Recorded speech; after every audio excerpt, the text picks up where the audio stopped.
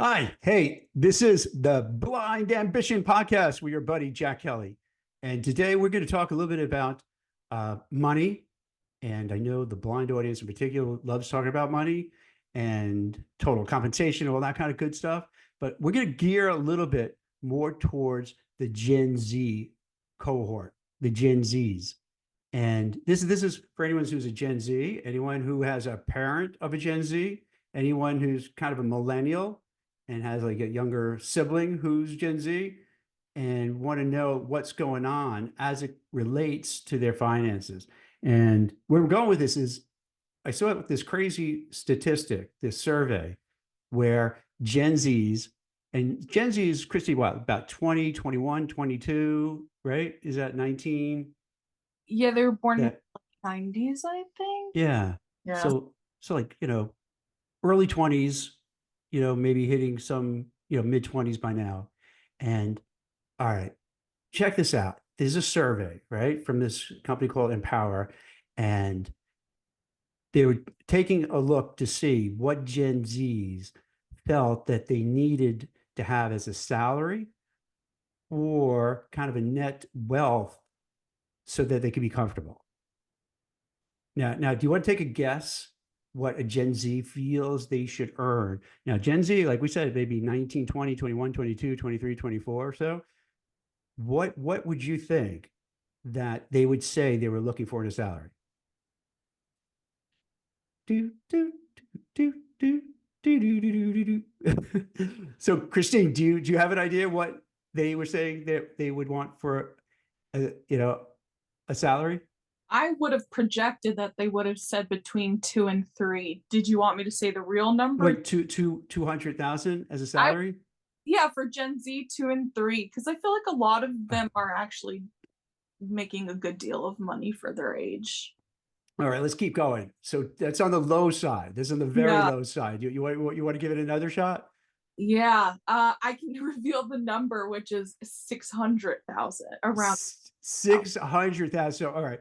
So if you're a 20-year-old, your expectation of a salary, we're talking about salary, not net worth, not a house and whatever. This is just your salary. So they feel, nah, I think I should get $600,000 as a salary. Now, just I got to be clear, and be honest. I am the parent of two Gen Zs. Now, I know you may say, Jack, you look so young. How do you have two Gen Zs? But I do. I have two young Gen Zs who are in their 20s. And you've probably seen in so many articles, like for whatever reason, there's a lot of Gen Z bashing. But we've seen this every group. Like for a while back, remember millennials, everyone, oh, millennials, they're lazy, they all get a trophy. So I guess it comes with the territory. Every new generation gets shit on by the other generations. I don't know why they do that, but it's stupid, but it happens. Now with the money aspect, it really is interesting because they're saying they want 600,000 as a salary, but then to be comfortable, Chris, what were they saying that they needed to be like happy in terms of their whole net worth? 9.47 million. Okay. 9.7, very specific, $9.7 million as a net worth as a Gen Z in your early 20s or maybe even your late 20s. Is that delulu? And if you're not familiar with Gen Z, that's like delusional. Are they delusional, or is that it's a survey and they're just effing around with the survey and just like goofing on the person who gave the survey and it's all bullshit? Or did they just not really know like how much people actually earn? Are they in denial? Is it because like they look at social media, they look on TV and they think everybody's rich, like Elon Musk? What's like, how is it such a disconnect, Chris? And it's interesting because when you look at it within like the context of income distribution around the, Mm-hmm. like, to earn even $500,000 a year would place these folks in the top 1%. So right out the gate, they just expect to be in the top 1%. And that's out of like 32 out of the 50 states in the US. Why do you think put aside the survey. Like, why do you think they would think that they should be able to get so much money at such a young age? Like, where does that come from? I think because like the times that we're living through, you Uh-huh. know, we're living through a time where it's really expensive to live. So I feel like, of course, they're going to have a high benchmark for financial success just to keep up with the high cost of living. But they haven't lived enough. So then the numbers are a little skewed. Hmm. So they're thinking, okay, like you go to the supermarket. Let's say they go to the supermarket with their family, right? And they Mhm. ring it up, and it's like $200, $300. So, you know, for people who, go to the supermarket. I know a lot of the people who watch this and listen to it are like stupid wealthy, so they may not go themselves to the supermarket, but that's one of the chores I do. So I pay attention to it. And without exaggeration, every time I go to the supermarket, it rings up. I look at the cashier in the eyes, and they don't have to say anything, and I don't have to say anything, and they usually then say, "Yeah, this is crazy," and everybody says it's crazy how expensive everything is. So maybe that's it. That they're just figuring out, hey, if you go for a family of four and you're spending $300, $400, well, like if you have to get an apartment, if you have to get a home, yeah, you're going to need a crazy amount of money to keep up with high cost inflation. So maybe they're not so delulu. Yeah. And it brings up the question of like, what even is financial success? Mhm. To some, it's like just being able to purchase things that bring them joy, or some, it's like the having the luxury of free time and saying no to certain obligations. And then for some, it's like just literally being able to pay their bills or finding job satisfaction throughout their careers. And then for some, it's home ownership, and to buy a home is stupid expensive, and it feels like an unrealistic goal for a lot of Gen Z and millennials. Yeah, see, this is where I think there's a big problem, in our country and in our economic system, and is that, so let's say the average person who, Gen Z or young millennial went to college, took on debt of 100,000, 200,000, 300,000, and they took on this debt and going, you know, to a university and majoring in something that's like, medieval literature. And now you get out of college and there's not a big need for someone who's an expert in medieval literature. So you're fucked. Like you can't get a job, in terms of, writing for Forbes and covering this topic for young people starting out in college. It is brutal. It's brutal. There's not a whole lot of opportunities. Now, if you're a software engineer or software developer or things like that, yes, that's there's still options now, but that's fading away too as AI is kind of encroaching on that as well. So it's really rough for these people. Um, That, and they're emboldened to like live in, they have to live in a certain area. Let's say if you have to live in San Francisco, there's a high cost of living there. So mhm. then, yes, you're making a lot, but then you're also paying a lot to just like live there as well. See, this is great. And this, right. So it's not just the Gen Zs anymore. It's like every generation. So exactly what you're saying. So let's say you want to live in New York City. Let's say you want to live in, LA and San Francisco, Philly, any big city now. It costs so much money to rent or to buy. And that the data here's another thing. It's just not only, renting and buying a house, but it's like the insurance on all that. Like today, I just got this, not today, like a few days ago. I used to have like my life insurance was like $1,000, something like that. $10,000 now. Like what the hell? Out of nowhere. And this is why when that guy was it Thompson, the guy from the Brian United Thompson. Health, why people weren't so sad that he's getting shot. When you look at it, like why, like you took my policy from, and I'm not exaggerating, Chris. This is from 1,000 to 10,000. That's crazy. And then in places like California that have a lot of fires and earthquakes and stuff, I can't even imagine. I don't even think some of them can get insurance. So they're risking everything.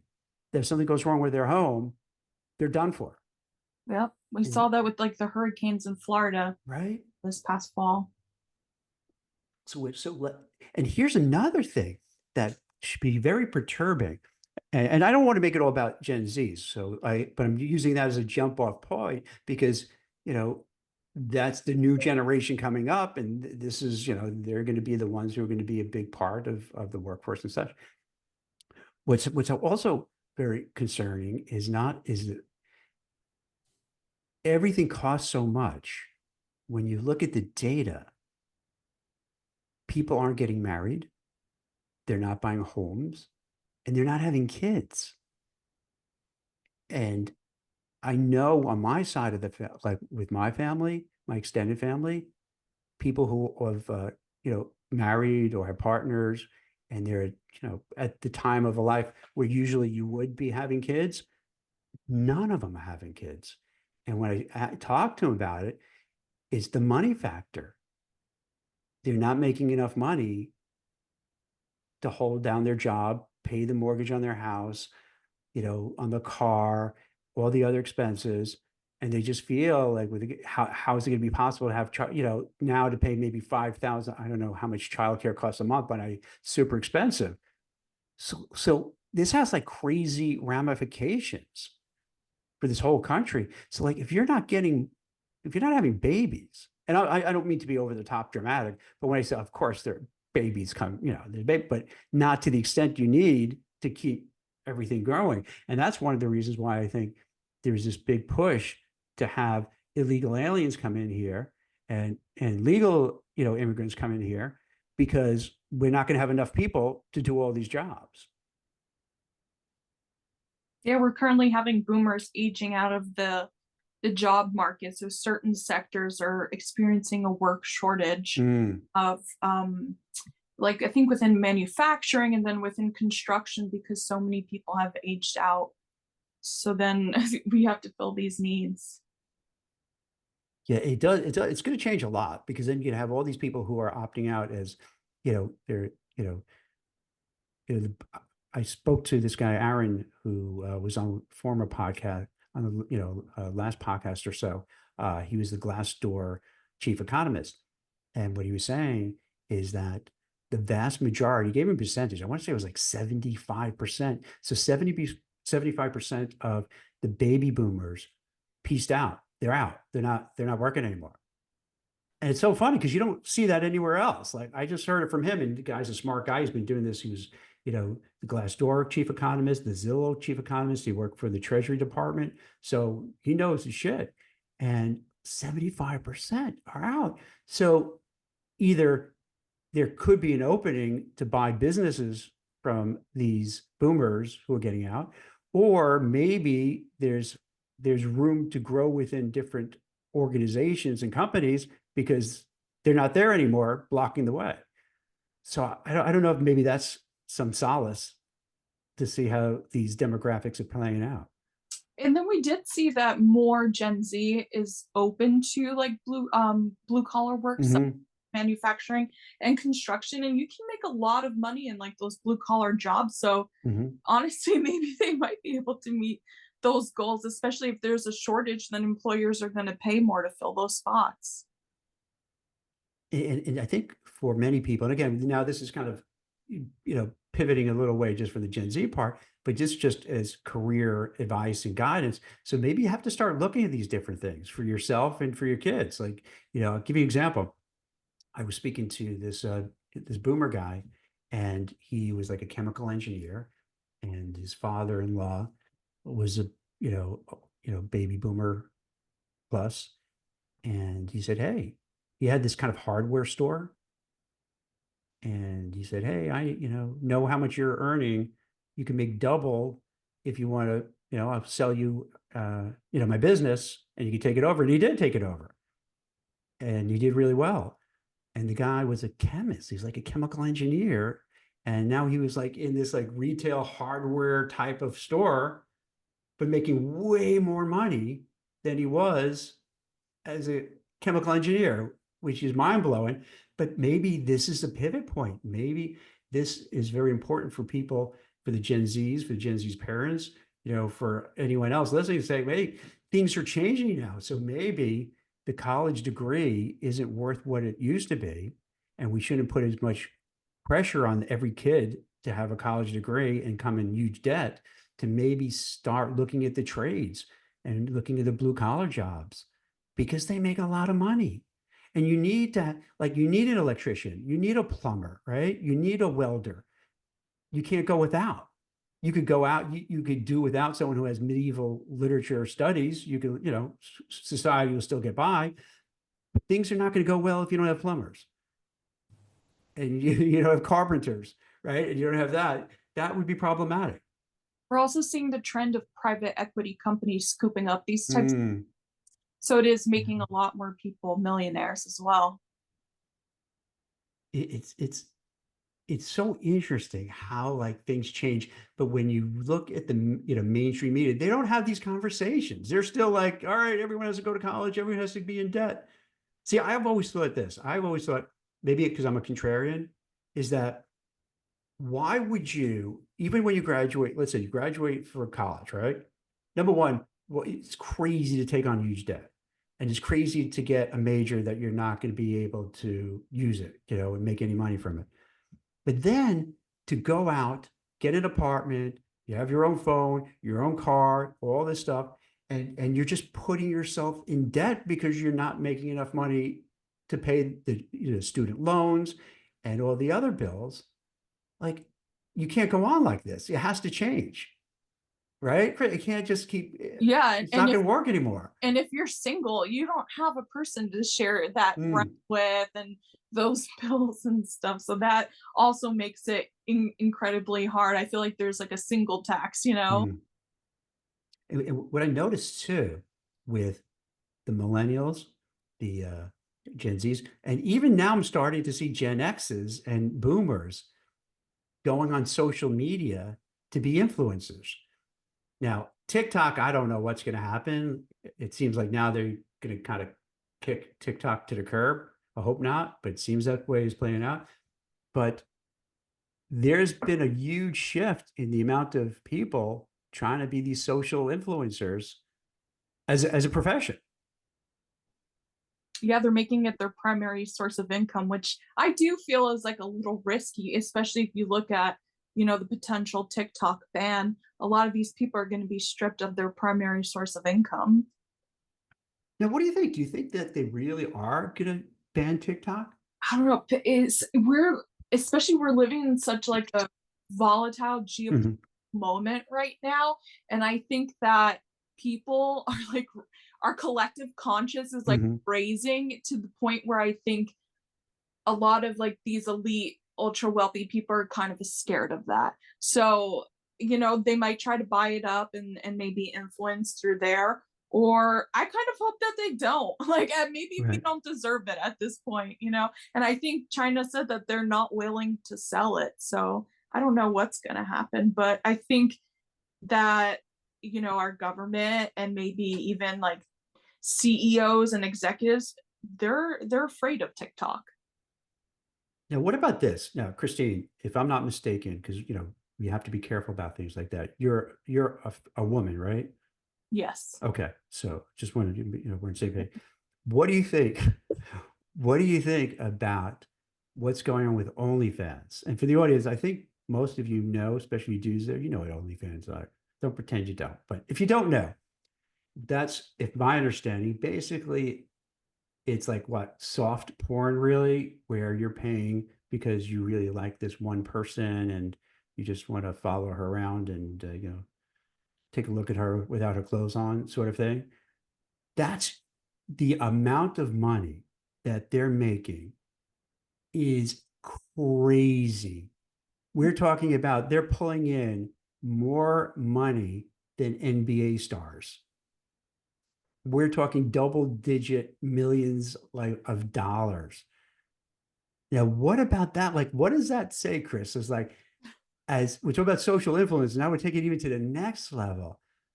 Is that like showing that our society is just like just crumbling, that you need to be only, get on OnlyFans to make a lot of money, and that's the way to do it? It is worth saying though. I think OnlyFans is beyond that soft porn. I think it's almost like the new Patreon, where I Mhm. think I think there's like chefs on there and stuff, creating content as well. So I don't think it's just that, but yeah, it is interesting to hear because I think there was one girl who made the what 4 million or something on. Keep it going. It's like it's the number. Now, to be fair, who knows? They could be lying. They could not really know numbers and just think that they're earning it, or maybe they're making like let's say the 4 million you say, but then maybe there's a lot of cost behind it Mhm. and what have you. So it's you know not getting all that 4 million. Yeah. Maybe I'm just saying that because I think the numbers are so crazy. I can't comprehend it. My head's exploding. But to me, that stuff is also fleeting as well. You may be the hot girl right now until Mhm. comes along, and then you're not making as much money. So I think when it comes to money, but then also let's say if you're an influencer, I think it's important to kind of diversify your platforms, diversify your income streams. Now with these influencers, do they also make a lot of money, do you think, or no? Because I They really don't make know enough about it. no, they make a stupid amount because like Yeah. I follow some influencers and it's Yeah. interesting to kind of track some of their trajectories. Like you look at like their before picture versus like their after picture, they don't even look like the same people just because what how like money will change you. It'll literally change your face and stuff in the house you live in. What is that because you're getting plastic surgery and everything, Yeah, or I is it guess they just feel pressure to keep up with like their appearances because their appearance is their entire job and stuff. People don't A lot of people don't want them for their thoughts and stuff. It's more so just their looks that are getting them by. Their looks are their currency, I think. all right, don't mock me and make fun Mhm. of me. But like I don't really understand this whole social media influencer thing. Like like I, I like think what do you do? How do you do it? Like why would someone care some rando on Instagram is like showing what clothes and like I generally don't really get it. companies are paying a lot. I think that Oh, now I get it now. Okay. It's yeah, go on. it's replacing like traditional advertising. So instead of placing the money in like magazines and like billboards and maybe TV commercials, they're paying influencers Hmm. and even celebrities. Like we don't notice how many celebrities are also playing the same game on social media where they could get paid like hundreds of thousands of dollars for one single post based on your audience size. But again, not to sound like a retard, but like because somebody is pretty and they're showing off like whatever they're selling, and Mm-hmm. now everyone's gonna run and buy it. That's what people do. Like these people are setting up like Amazon storefronts and they have Uh-huh. clicks, so they're able to track where these sales are coming from and they're driving revenue for these companies. And then now there's even like a bit of like a hierarchy too within like the influencers where they're like spoiling like the top influencers who make them the most money. There was one drama where some got like expensive jewelry or expensive handbag and then Mhm. like the micro influencers got like a really cheap PR package and stuff. So yeah, some people are able to make a lot of money and then a lot of them are becoming business owners and like launching their own products as well. So how do you do that? Like, how do you get started? If someone wanted to, who's watching this, listening to this, and say, "Hey, maybe I could do this." Like, do you have any idea how to get that started? I guess you just pick up a camera, you talk Yeah. into it and you post it and then I think it helps too when people have like their specific niche because I Mhm. think that'll help you stand out.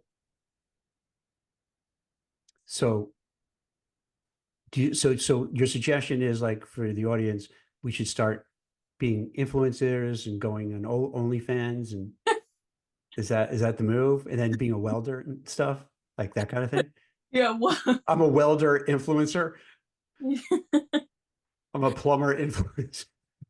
Can I it, be a plumber there influencer? are people My who grandfather's a plumber. I don't know. Maybe I have that in my DNA to do that.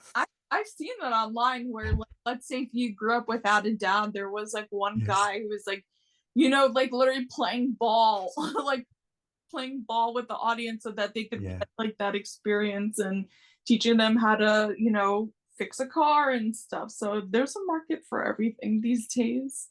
Just to circle back with the Gen Z Hmm. that we talked about, do you think like with the big money that they're asking is because, you know, they remember during the COVID pandemic and everyone was doing these YOLO trades, you only live once kind of thing, Hmm. where you're going after AMC stock at the time and the Reddit, whatever Reddit was saying, hey, here's the next big thing to buy. Hmm. And you were hoping to get that big hit and get rich from it.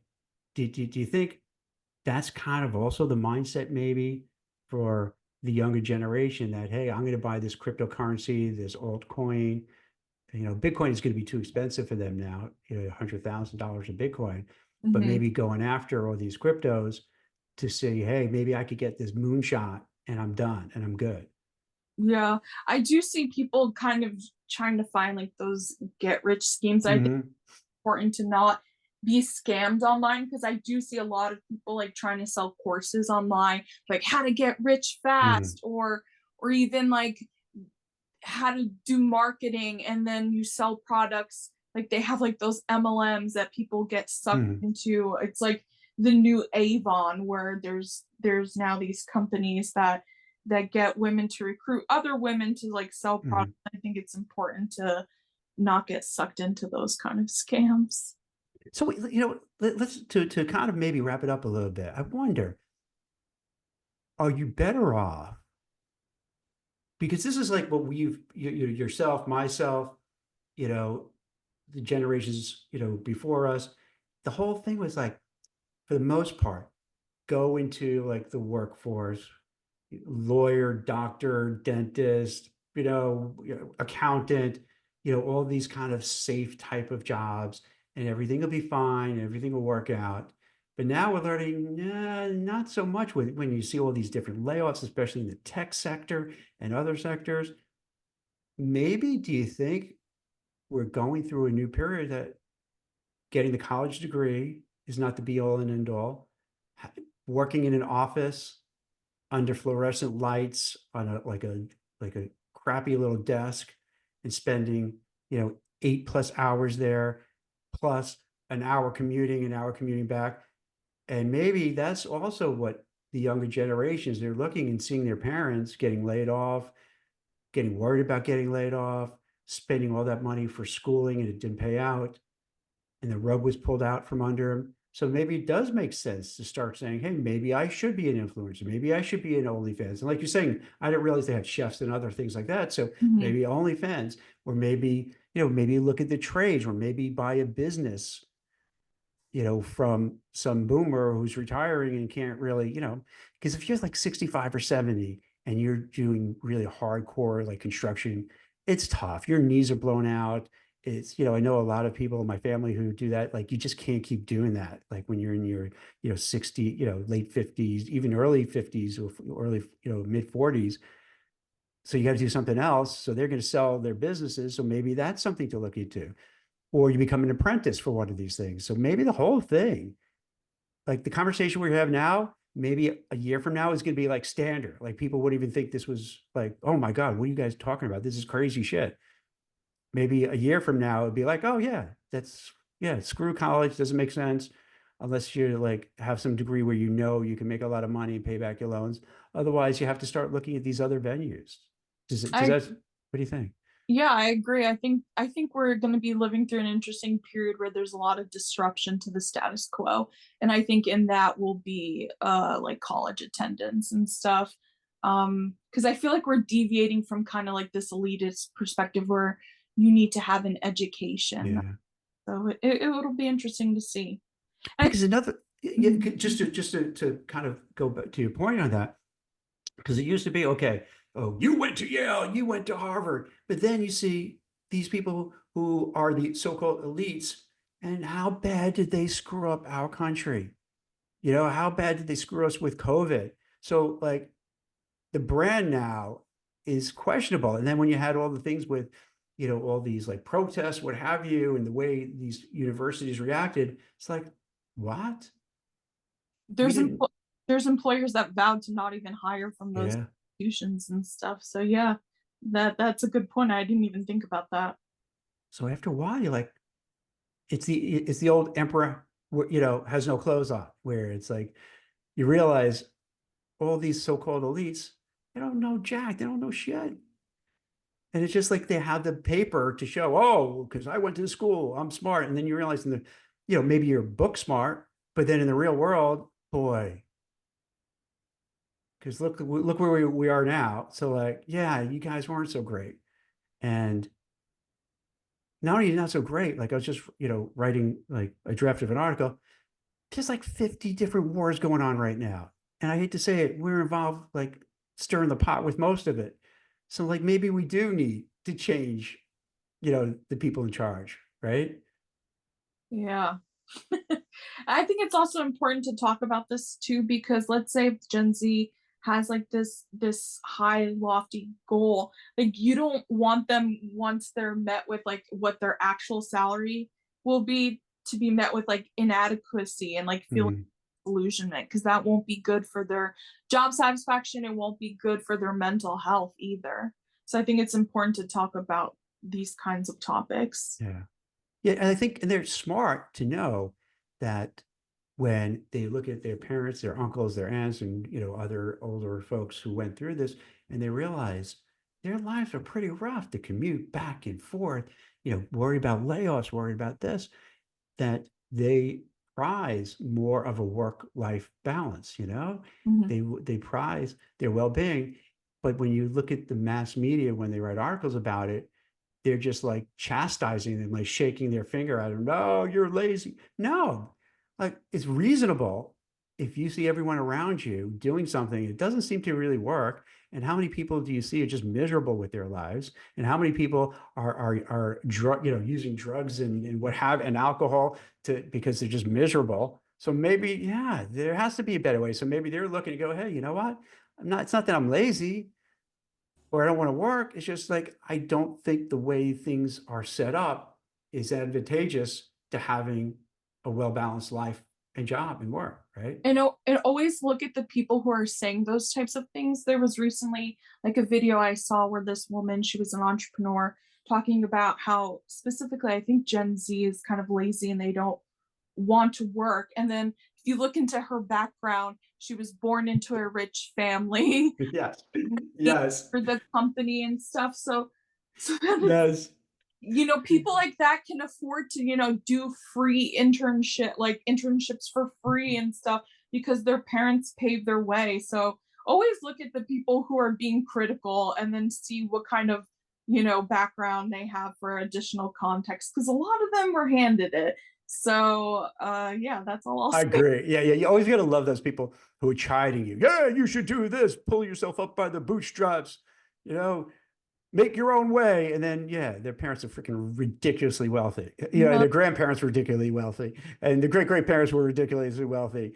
It's like, Mhm. oh, okay. So you're lecturing me now, where you just got everything handed to you. Okay, Exactly. all right. So I love how we kind of really completely veer off topic. But well, I think that makes it more interesting, right? Yeah. So, all right. So I know we started with Gen Z being delusional in terms of what they're looking for, but I think we've come to this place that, like, yeah, it seems we're shifting, and the college degree, the so-called elites who've been running things and screwing everything up. Maybe, where I could tell you in my neighborhood, if somebody turned back the clock a little bit, was saying, "Oh, I'm not going to go to college," they'd be like shunned. Oh my God, you're not going to college.